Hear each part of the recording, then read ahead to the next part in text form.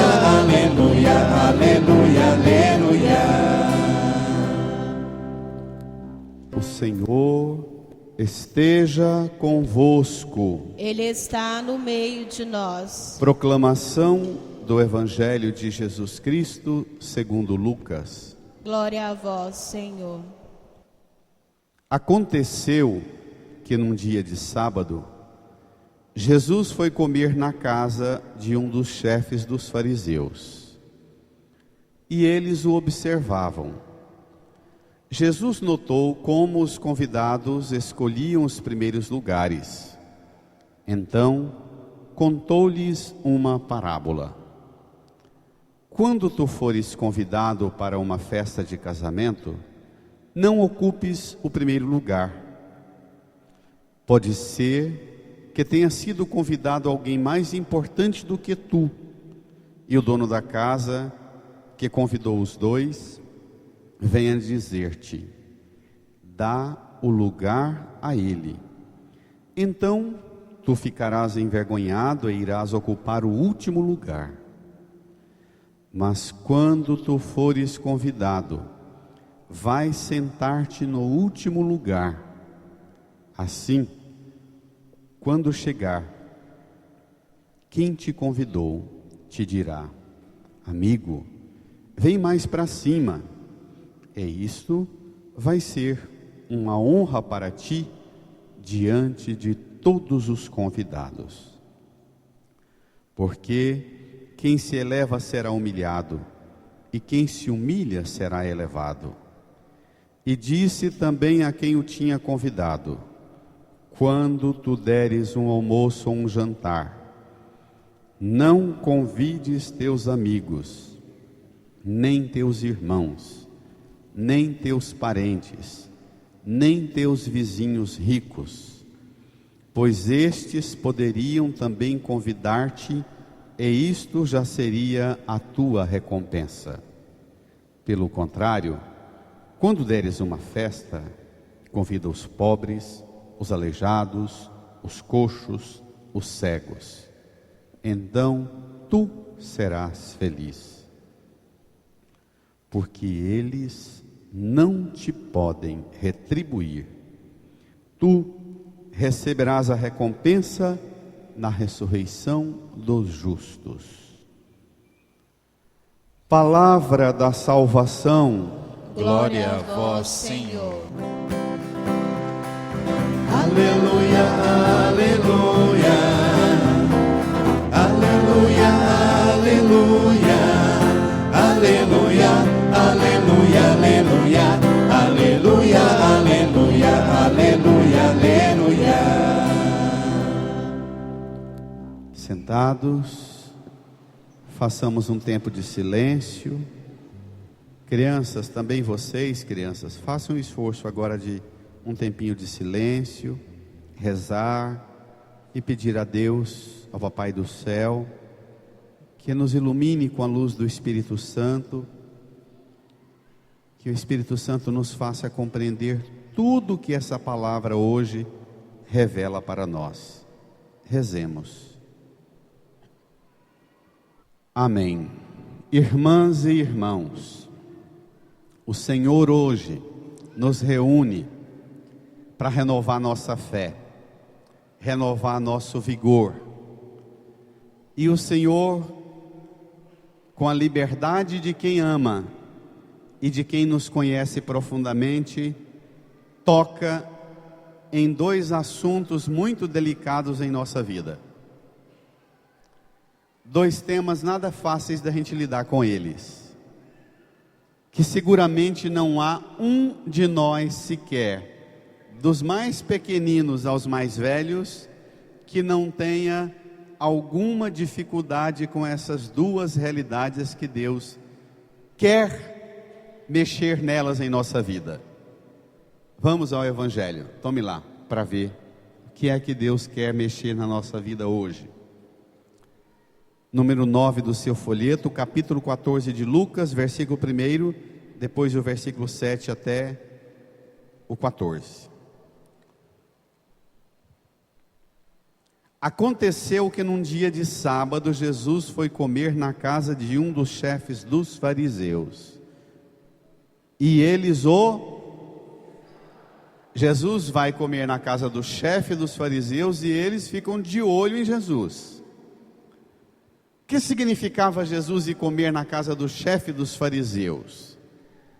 O chefe dos fariseus representava no tempo de Jesus a elite da terra dele, a elite religiosa, a elite econômica, a elite cultural, a elite social, a elite política.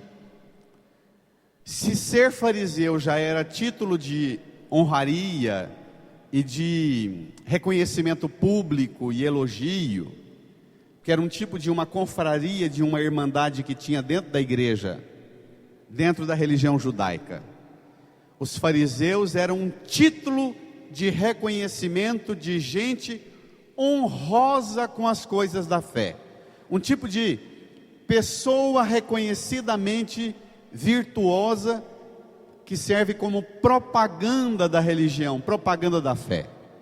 Dentro da religião judaica, os fariseus tinham o papel de ensinar os outros a conhecer a Bíblia. Hoje em dia dos catequistas seria mais ou menos o que são os catequistas hoje, com uma diferença, que catequista hoje não significa nenhuma distinção social, política, econômica, necessariamente, não é? Mas naquela época era um título de honraria. Jesus vai comer na casa de um dos chefes dos fariseus, quer dizer, além de ser fariseu, era chefe, então era alguém com um nível de graduação religiosa, política, econômica, cultural, muito importante.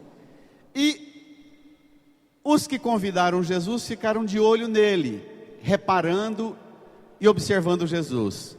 Só que eles não sabiam de uma coisa: Jesus também tem poder e autoridade para observar-nos, para ficar de olho em nós, para observar a cada um de nós e corrigir-nos. Se eles observavam Jesus, era porque eles queriam corrigir Jesus. Versículo 7 do Evangelho. Jesus notou como os convidados escolhiam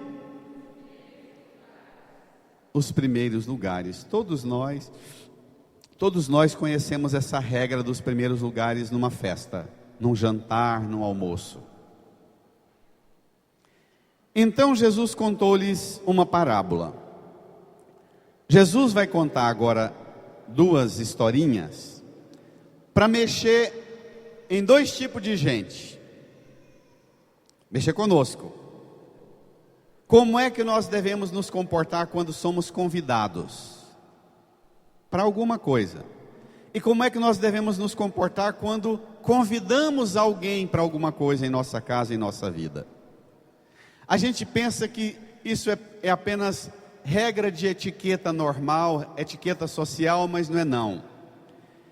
Ser convidado e saber se comportar como convidado, e convidar os outros e saber comportar como alguém que convida os outros, é uma questão espiritual.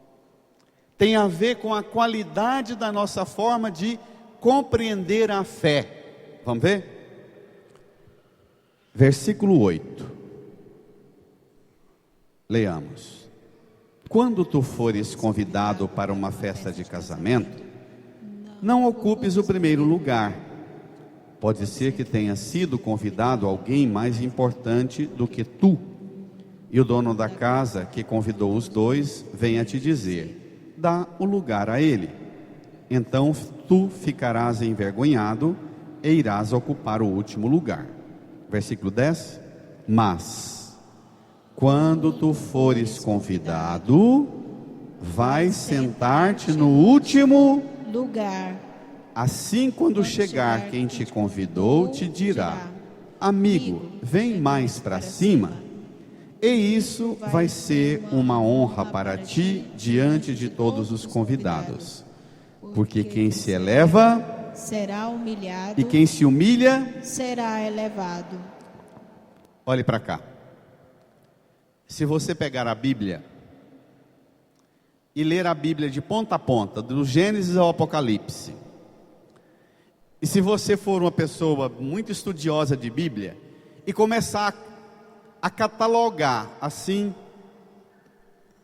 na parede da sua casa, catalogar os tipos de linha de pensamento, linha de doutrina que aparece na Bíblia, você vai perceber uma coisa muito curiosa. Dentro da Bíblia a gente acha várias linhas de doutrina, várias, e uma das linhas de doutrina que mais predomina na Bíblia, principalmente no Antigo Testamento, é o que a gente chama de a doutrina da retribuição. Faça isso para ganhar aquilo, comporte desse jeito que Deus vai te dar a bênção daquele jeito. É a chamada doutrina da retribuição. Até sofrimento, sofre tranquilo, porque depois você vai ser retribuído ganhando muito mais do que o sofrimento que você está sofrendo. Só que tem uma coisa curiosa na Bíblia. A Bíblia é que corrige a Bíblia. Se você lê a Bíblia e for anotando tudo que a doutrina da retribuição tem lá, tem livros inteiros na Bíblia que desenvolvem argumentos para ensinar e incutir, sobretudo nas novas gerações, a doutrina da retribuição. Mas essa doutrina é a que mais sofre crítica na Bíblia. E Jesus foi um severo crítico dessa doutrina da retribuição. A doutrina da retribuição é essa que a gente conhece, que está muito comum nos dias de hoje, que você está precisando da bênção, vai na igreja, dá o dízimo que Deus vai te abençoar. Você está precisando que Deus te abençoe, reze tantas missas, tantas Ave Maria, que Deus vai te dar o que você está pedindo. Isso é retribuição. Jesus faz uma crítica severíssima. Na verdade, Jesus, a vida dele, a missão dele, é a revelação explícita de que no coração e na mente de Deus, essa doutrina da retribuição, embora esteja na Bíblia, não é conforme a mente e o coração de Deus. Está entendendo o raciocínio? Porque isso tem implicações dramáticas que a gente vai mexer nelas agora. O que é a doutrina da retribuição?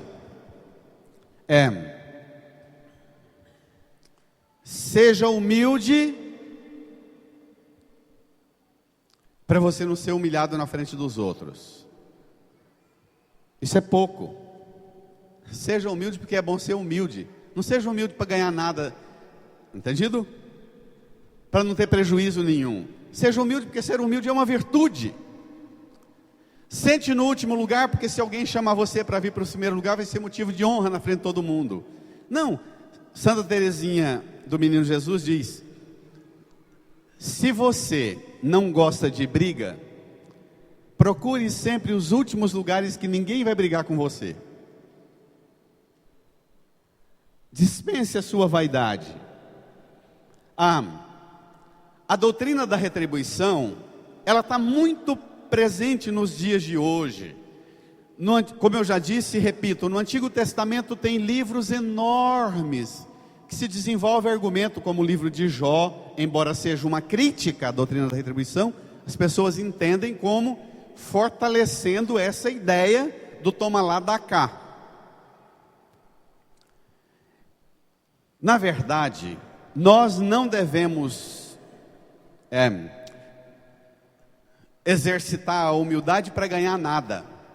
Ser humilde para nós deveria ser uma graça de Deus ser humilde.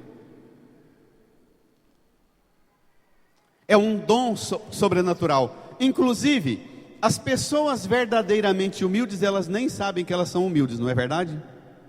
Se a gente chega nelas e diz assim: nossa, eu admiro tanto a sua humildade, elas ficam com raiva, porque elas não se reconhecem humildes, não é desse jeito?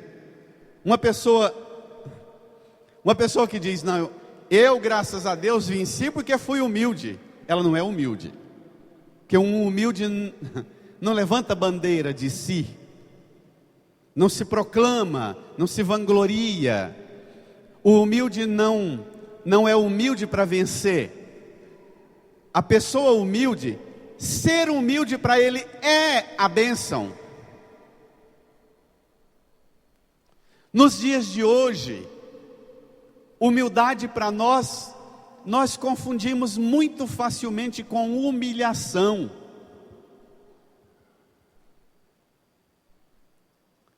Essa semana veio uma professora, na verdade duas, desabafar comigo dizendo que está desistindo de ser professora. Desistindo porque não dá conta mais.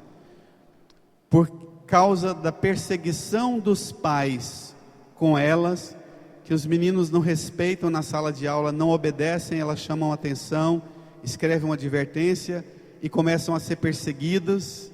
Na casa os meninos vão lá, quebra o telhado, quebra o vidro da casa, arranha o carro, pôs fogo no pneu da moto, porque não se pode, os pais, as duas que nem se conhecem, mas em situações diferentes, contando para mim, dizendo que os pais vêm e diz: chamar a atenção do meu filho, você está pensando que você vai humilhar ele? Você está pensando que ele não tem ninguém por ele, não? Para a nossa mentalidade de hoje, corrigir alguém é humilhar.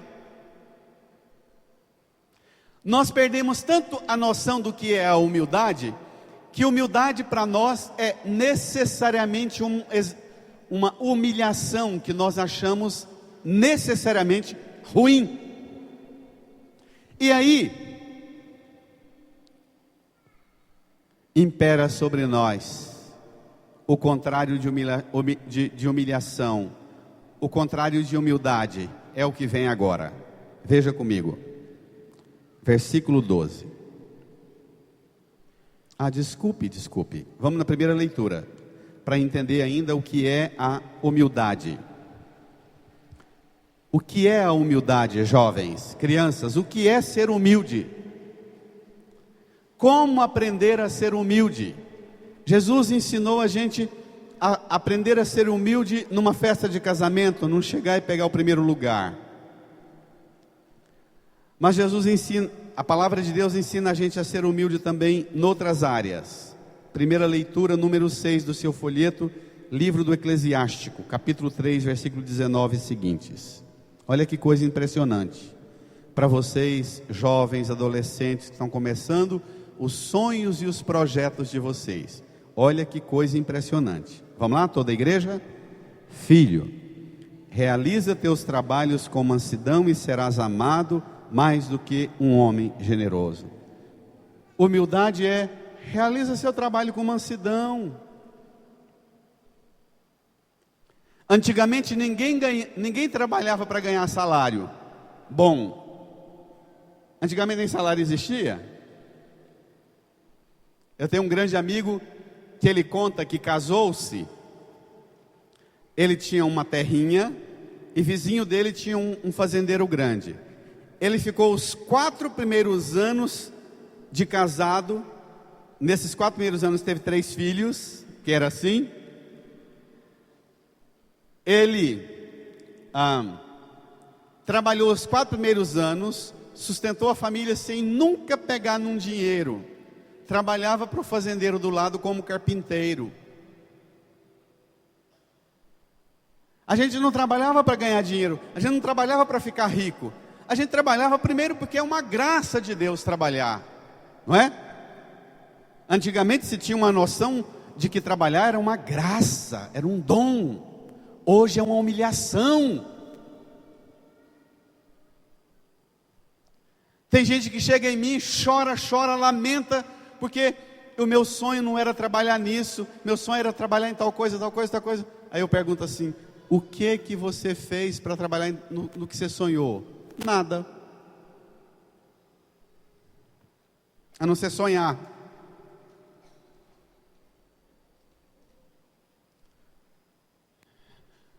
O meu sonho é deixar de trabalhar no que eu trabalho.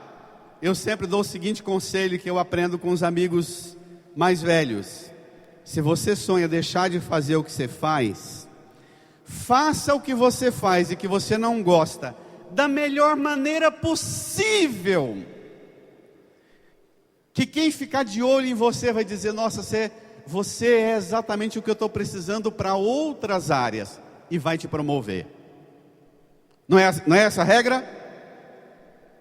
É lógico que tem a regra da picaretagem, da sabotagem, da trairagem no serviço, mas existe também a regra: realiza seu trabalho com mansidão, e você vai ser amado mais do que uma pessoa generosa, que doa as coisas para os outros, que ajuda os outros. Faça bem seu trabalho. Leia comigo, primeira leitura ainda. Crianças, acompanhe lá, crianças. Na medida em que fores grande, deverás praticar, leia, e assim encontrarás graça diante do Senhor. Quer encontrar graça diante do Senhor? Pratica a humildade. Quanto mais grande você fica, mais humilde, e vai encontrar graça diante do Senhor. Mas não só isso, leia. Muitos são altaneiros e ilustres, mas é aos humildes que ele revela seus mistérios. Pois grande é o poder do Senhor, mas ele é glorificado pelos humildes. Se você não entende os mistérios de Deus, lê a Bíblia e não entende, reza e não entende, vai na missa, escuta pregação e não entende os mistérios de Deus, te falta um ingrediente fundamental. O Senhor revela seus mistérios aos humildes. Então, quer entender o mistério de Deus na sua vida, quer entender a manifestação de Deus na sua vida, exercita a humildade. É ela que te possibilita acolher os mistérios de Deus. Volta ao Evangelho. Versículo 12. O contrário de humildade é... O contrário de humilde é... O oposto de humilde é o orgulhoso, não é? Orgulho, arrogante também. Versículo 12 no Evangelho. E disse também a quem o tinha convidado. Aqui vem a doutrina da retribuição de forma mais clara e compreensível agora. Leia comigo. Quando tu deres um almoço ou um jantar, não convides teus amigos, nem teus irmãos, nem teus parentes, nem teus vizinhos ricos, pois estes poderiam também convidar-te, e isto já seria a tua recompensa. Versículo 13. Pelo contrário, leia a igreja. Quando deres uma festa, convida os pobres, os aleijados, os coxos, os cegos, então tu serás feliz, porque eles não te podem retribuir. Tu receberás a recompensa na ressurreição dos justos. Qual é a palavra, ou o que é que mais nos ameaça na vida espiritual? O desejo de recompensa, o desejo de retribuição.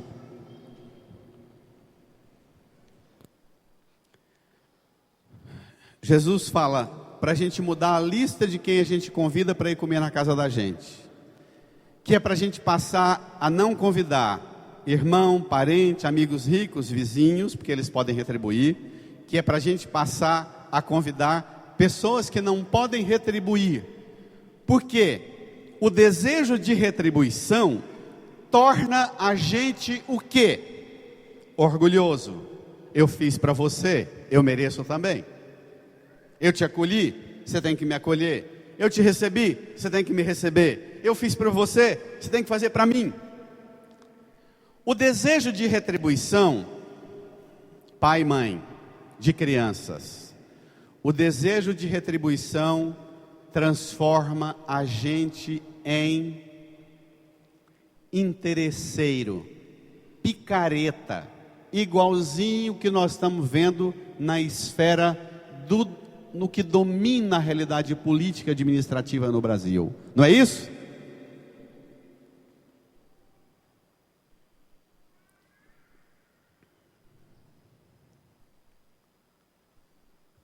Na verdade,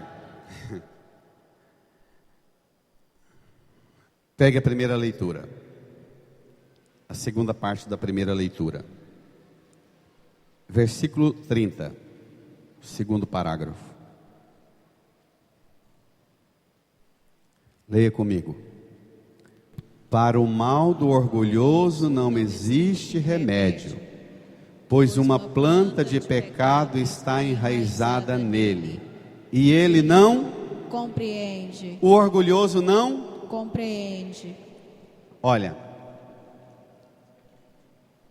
você que é pai e mãe, vocês também esposas e esposos, sabe o sofrimento que é conviver com uma pessoa em que ela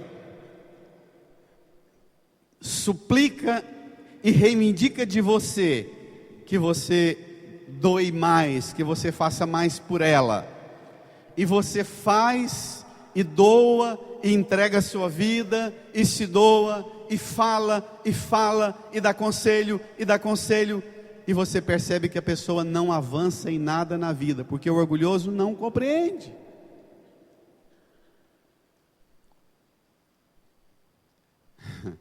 Tem muito orgulho no nosso meio. Seguramente cada um de nós está com uma lista enorme de pessoas orgulhosas, difíceis demais de conviver. Mas o orgulho também, como a humildade, é uma coisa que incrusta, é uma planta de pecado que enraiza dentro da gente e que a gente não vê. Geralmente o orgulhoso, ele não reconhece que é orgulhoso, não é? Ele acha que ele é batalhador e que precisaria de reconhecimento na proporção do tanto que ele fez. Geralmente o orgulhoso é assim, não é? O humilde, ele não sabe que é humilde. Geralmente o orgulhoso também não sabe que é orgulhoso. Então, pelo amor de Deus, não voltemos para nossa casa somente com a lista dos orgulhosos que a gente se lembra, sem pedir a Jesus uma graça e um milagre. Senhor, mostra para mim em que eu sou uma pessoa orgulhosa. Mostra para mim, Senhor.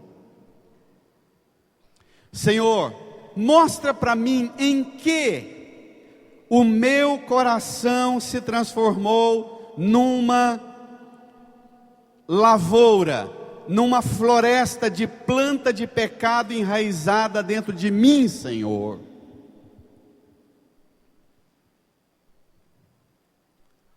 O orgulhoso não compreende, ele não sabe, às vezes não sabe mesmo. E por isso, para o orgulhoso, o único remédio é pedir ao Espírito Santo a graça de escutar e compreender. A gente escuta na fé católica que a fé vem pelo ouvido, não é? O que forma a nossa compreensão de fé não é o ver, é o ouvir. O que forma e liberta um orgulhoso da escravidão do orgulho, da planta de pecado enraizada dele, é o ouvir.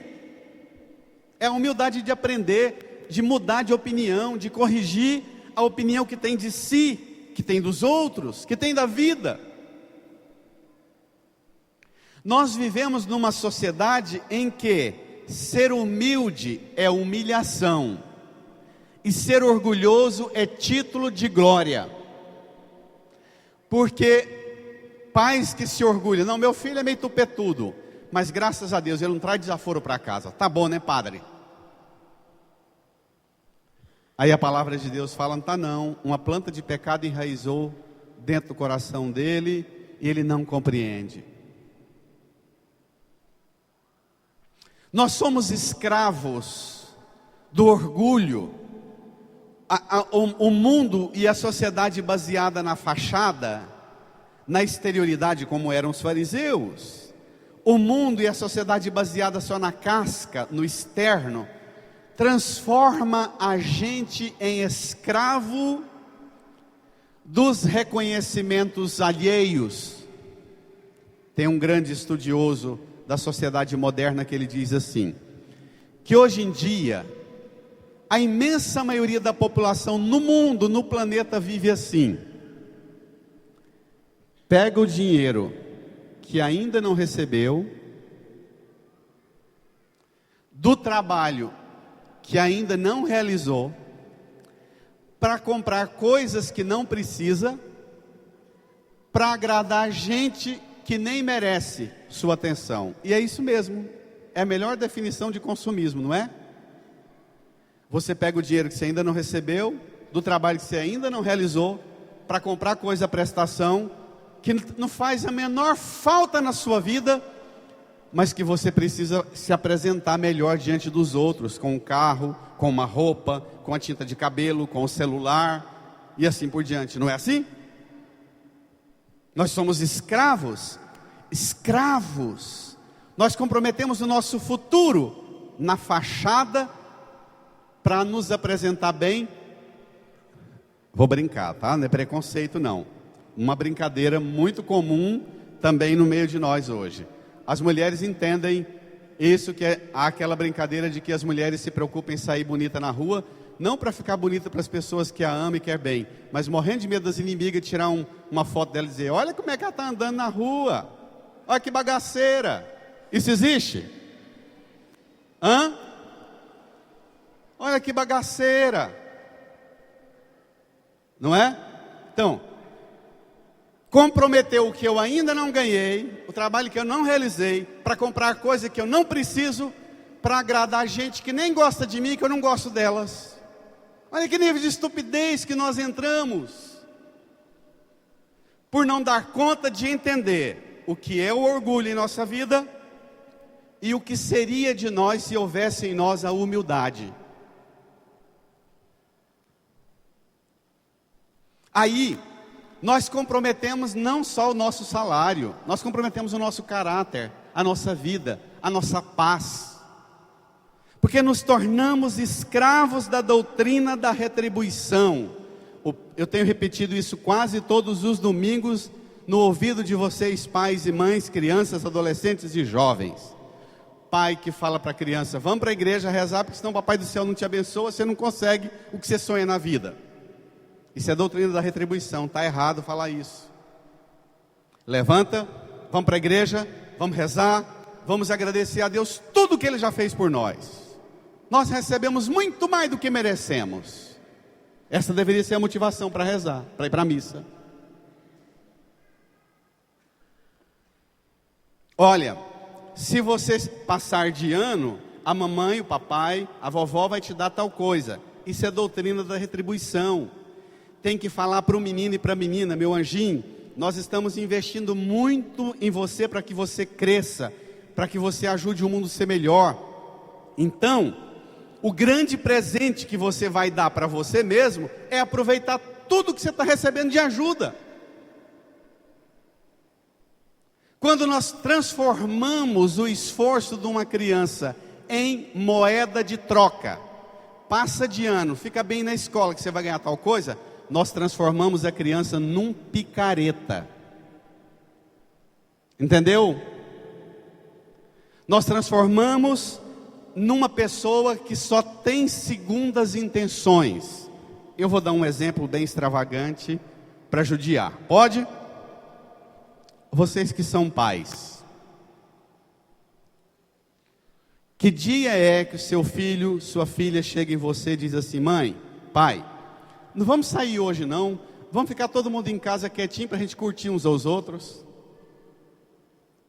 Se o seu filho falar isso para você, sua filha, você vai dizer assim: ixa, vai ficar muito mais barato a gente sair, porque se a gente ficar, esse bichinho está querendo fazer um pedido, pedir um trem, que ele não está querendo a minha convivência, não está querendo a minha companhia, está querendo um jogo, uma manobra.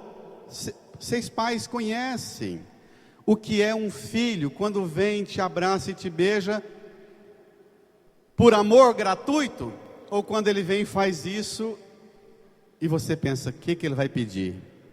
Não percebe? Não percebe? É disso que a palavra de Deus está falando, que nós temos que corrigir essa planta de pecado que enraiza dentro da gente e transforma a gente em interesseiro, em trambiqueiro, que até quando dá afeto, não é porque eu te amo e te quero bem, sou agradecido por tudo que você fez por mim. é porque você é o patrocinador dos meus sonhos, é por isso que eu te dou o carinho que eu te dou, e você pague por isso. E tem pai e mãe que paga. Tem esposa e esposo que pagam. Isso chama prostituição.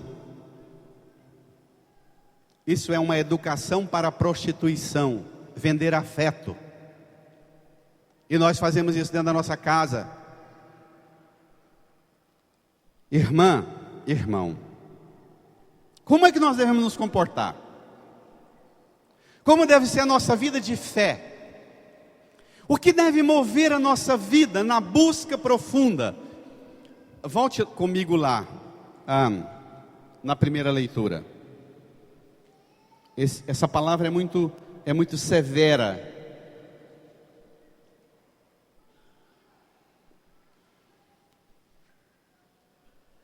Eu vou usar um recurso de outras pregações que eu já fiz para atualizar esse texto aqui. De novo, pegue comigo o versículo 30, da primeira leitura. Para o mal do orgulhoso não existe remédio, pois uma planta de pecado está enraizada nele e ele não compreende. Você, pai, sobretudo nós homens, dizemos assim: não, esse menino não tem jeito não. Padre, o bichinho era ruim desde 1 ano de idade. E percebe. Pai e mãe que sabe, percebe. Aquele ditado que a gente diz: pau que nasce torto, morre torto, e até a cinza fica torta. Lembra que eu já corrigi isso, né? Lembra? Pau que nasce torto traz que o filho do carpinteiro tem todas as ferramentas para endireitá-lo. Uma salva de palmas para ele. Não é bonito isso? Pau que nasce torto não condena, não fica repetindo para o seu marido, para a sua esposa, para o seu filho: você não presta, você não vale nada, você não tem jeito. Pega seu marido, seu filho, pega você, põe diante do filho do carpinteiro, põe diante da cruz de Jesus. Eu tinha um tio carpinteiro, tio Antônio Tomé, um homem muito reto. As pessoas levavam para ele móveis, madeira que empenava. O tio Antônio tinha técnica de envolver pano e derramar umas águas, misturado um monte de produto naquela madeira enrolada com pano. Ele ficava meses, 1 ano, e ele punha a madeira torta do jeito que ele queria e desentortava do jeito que ele queria. Então, esse determinismo que para você não tem jeito é mentira. Se uma planta de raiz, de pecado, está enraizada no seu coração, está crescendo, não desgrace o resto dizendo: desisto, não tem jeito. Está na hora de buscar na intercessão e levar você, seu coração, sua esposa, seu esposo, seu filho, seu pai, sua mãe, o pau torto que for, e dizer: Jesus, pelo seu sangue, mata essa planta de pecado enraizada dentro de mim, dentro da minha casa, dentro da minha vida. Irmã, irmão, em Cristo nós temos a graça de caminhar na liberdade. Não tenha medo que, se Jesus entrar no seu coração e meter fogo do Espírito Santo nessa floresta de planta de pecado que tomou seu coração, não pense que isso vai ser um desastre ambiental, vai ser uma salvação para você. Não tenha medo de Jesus, não tenha medo da autoridade de Jesus entrar na sua vida, não tenha medo da sua consciência te acusar e dizer a você em que você é orgulhoso, orgulhosa. Não tenha medo. Ao sentir o sopro, o sussurro do Espírito Santo dizendo para você em que você é orgulhoso, diga: Jesus, por seu sangue, mata, limpa, pelo Espírito Santo, queima toda planta de pecado enraizada dentro de mim. Vence isso, Jesus. Incline a sua cabeça.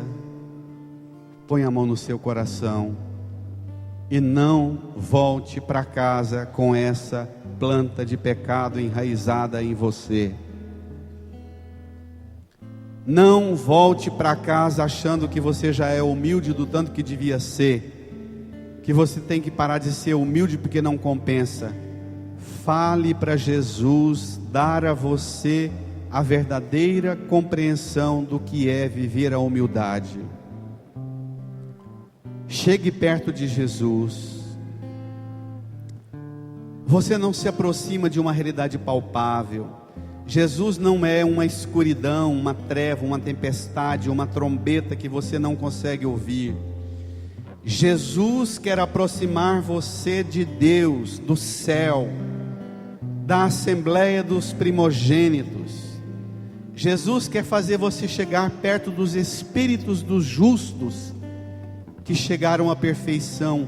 Jesus é o mediador da nova aliança. Ele restaura você. Ele dá a você a humildade que ninguém nunca te ensinou e te deu.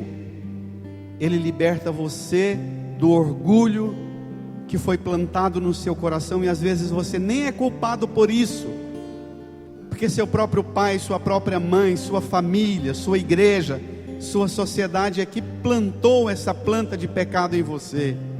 Ele tem autoridade para matar o que não presta e para fazer brotar uma nova vida de humildade, de bênção e graça no seu coração. Fale com Jesus. Conheço um coração tão manso, humilde e sereno, que louva o Pai por revelar seu nome aos pequenos, que tem o dom de amar, que sabe perdoar e deu a vida para nos salvar.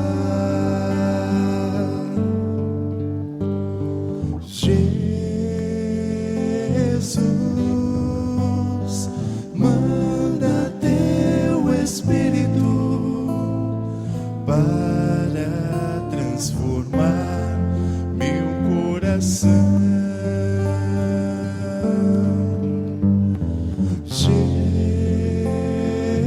Jesus, manda teu Espírito para transformar meu coração. Às vezes no meu peito bate um coração de pedra, magoado, frio, sem vida. Aqui dentro ele me aperta, não quer saber te amar, nem sabe perdoar, quer tudo e não sabe partilhar. Jesus,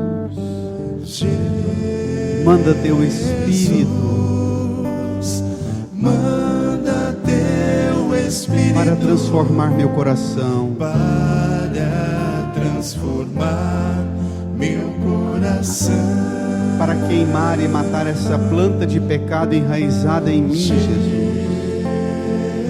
manda teu Espírito, manda teu Espírito para transformar meu coração. Fiquemos de pé, estendamos nossas mãos aqui para a cruz de Jesus. Estenda suas duas mãos. Crianças, vocês também, estenda as mãozinhas aqui para a cruz de Jesus. Reze comigo. Jesus, Jesus, na cruz, o Senhor nos deu a maior prova de humildade, sem nunca ter pecado. sem nunca ter pecado. Morreu como um pecador, como um criminoso. Jesus, manso e humilde de coração, manso e humilde de coração, fazei o meu coração fazei o meu coração semelhante ao vosso. semelhante ao vosso. Jesus, Jesus, diante da sua cruz, diante da sua cruz, eu te peço, derrame o seu sangue o seu sangue sobre o meu coração, sobre o meu coração, a minha mente, meu corpo, meu espírito, minha alma, e arranque de mim tudo que é planta de pecado, todas as raízes do pecado, enraizadas em minha vida, me dominando pelo orgulho. Jesus, mata essa planta de pecado, todo orgulho que domina sobre mim. Jesus, dá-me a liberdade que só os humildes conhecem. Dá-me a libertação que só a humildade me concede. Jesus, eu quero compreender, mas por isso e para isso, só o Senhor pode destruir toda planta de pecado, de orgulho enraizada em mim. Jesus, manso e humilde de coração, põe a mão no seu coração e diga: fazei o nosso coração semelhante ao vosso. Obrigado, Jesus. Diante do Senhor tudo tem jeito. O Senhor conserta tudo. Diante do Senhor nenhum pecado é mais forte.